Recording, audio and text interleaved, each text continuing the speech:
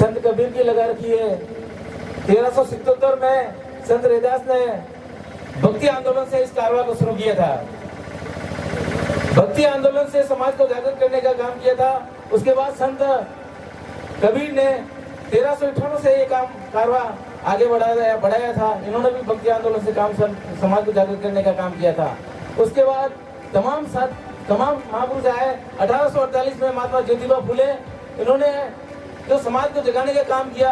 1848 में महात्मा ज्योतिबा फुले से जो कारवा शुरू किया समाज को जगाने का, 1948 तक 1956 तक बाबा साहब डॉक्टर अम्बेडकर ने इस कारवा को चलाया और 1956 के बाद माननीय साहब काशीराम जी इस कारवा को यहाँ तक लेके आए और तमाम बहुजन समाज को, बहुजन का मतलब SC ST OBC और माइनॉरिटी चारों को मिलाकर बहुजन नाम दिया माननीय साहब काशीराम ने।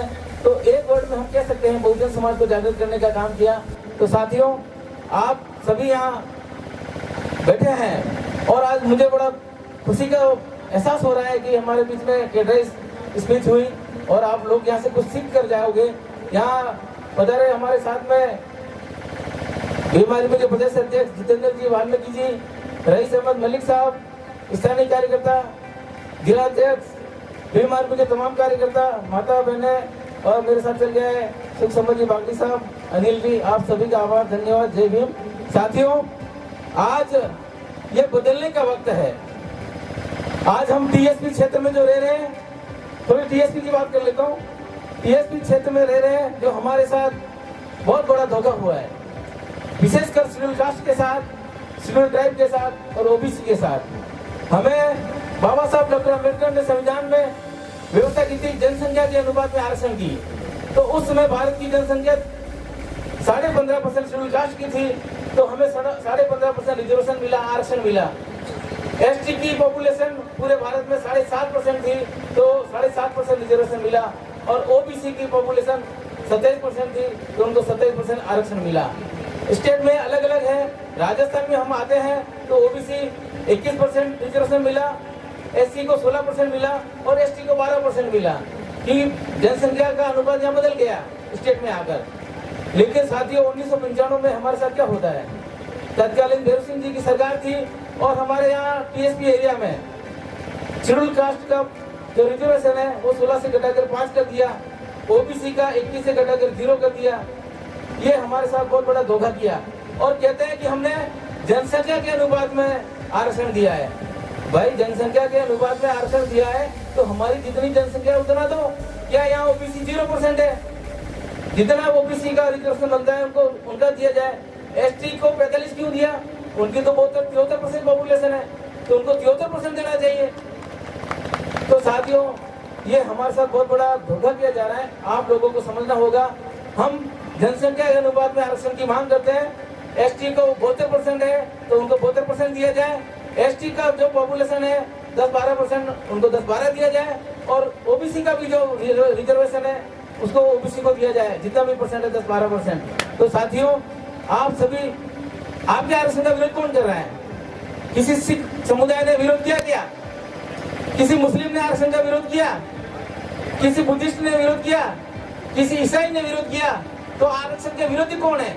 कौन विरोध कर रहे हैं? आप लोगों ने कभी सोचा इस पर? जो आपसे वोट लेकर जाते हैं, जो आपके सामने आपके वोटों से सत्ता में जाके बैठते हैं, वो इस आरक्षण का विरोध किया है। आपने देखा एक पर्चा अभी गाड़ियों में देखा था, मैंने पढ़ रहा था, 23 सितंबर को उदयपुर में कोई महा न्याय अधिकार रैली है। उसके पॉइंट पढ़े आपने? 17 मांगे थी उसमें, मैंने पढ़ा था। उसमें कहा SC ST एक्ट का विरोध कर रखा है, उसमें कहा SC ST एक्ट हटाओ, आरक्षण हटाओ, EWS आरक्षण 14% करो। तो विरोधी कौन है? आपको घोड़ी से कभी मुसलमान ने उतारा? आपकी बारात कभी मुसलमान ने रोकी? सिख ने रोकी? बुद्धिस्ट ने रोकी? ईसाई ने रोकी? कौन रोक रहा है? ये ज्ञान आपको होना चाहिए कि आपका दुश्मन कौन है, आपका दोस्त कौन है। जिस दिन आप अपने दोस्त और दुश्मन की पहचान कर लोगे तो आप जिस प्रकार अभी रईस मलिक साहब दहाड़ रहे थे वैसे दहाड़ना सीख जाओगे।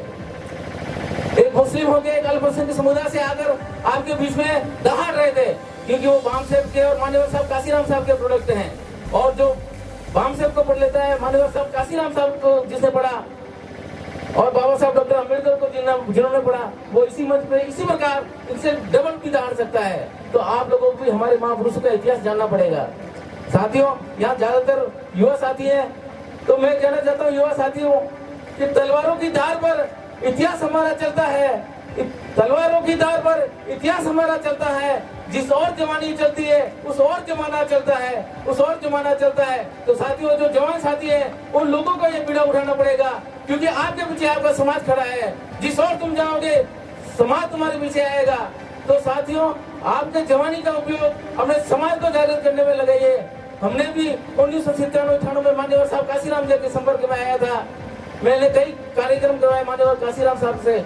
1997-98 से आज तक मैं चल ही रहा हूँ, कभी इधर उधर नहीं गया।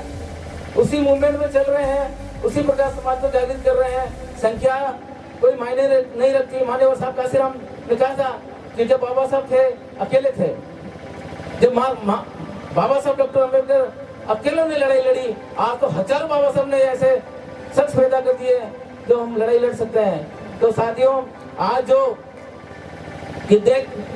जो अभी सम्मेलन आयोजित किया है भीम आर्मी का, हम इस आदिवासी बहुल क्षेत्र में हैं, सुनारा भील की धरती से बोल रहे हैं। तो आप लोगों को भाईचारा बढ़ाना पड़ेगा। यहाँ टीएसपी एरिया में आदिवासी समाज बहुलता में है, आपको उनके साथ अपना भाईचारा निभाना पड़ेगा। हमारा माइनॉरिटी समाज है, उनके साथ भाईचारा निभाना पड़ेगा। वो भी समाज को जागृत करना पड़ेगा।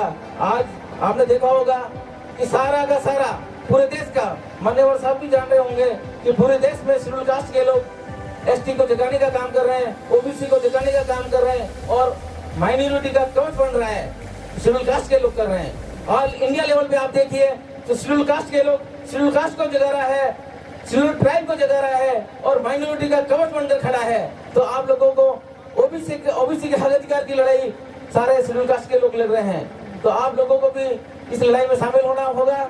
साथियों, मैं इस मंच पर अब ज्यादा कुछ बोलूंगा नहीं क्योंकि समय कम है, और आप जिस कारवा को यहाँ लेके आए हो, मुझे खुशी है कि मान्यवर साहब काशीराम जी का यहाँ हेलीकॉप्टर उतरा और उसी धरती पर आज ये सभा हो रही है भीम आर्मी। तो भीम आर्मी के कार्यकर्ताओं का भी बहुत बहुत आभार। साथियों, मुझे जो रुतबा मिला, मुझे जो रुतबा मिला वो तेरे संविधान से मिला है। मुझे जो रुतबा मिला तेरे संविधान से मिला है।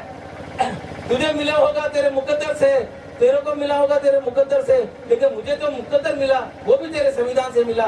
मेरे को मुकद्दर मिला वो भी तेरे संविधान से मिला। साथियों, इसी के साथ मैं अपनी वाणी को विराम देता हूँ। एक बार बाबा साहब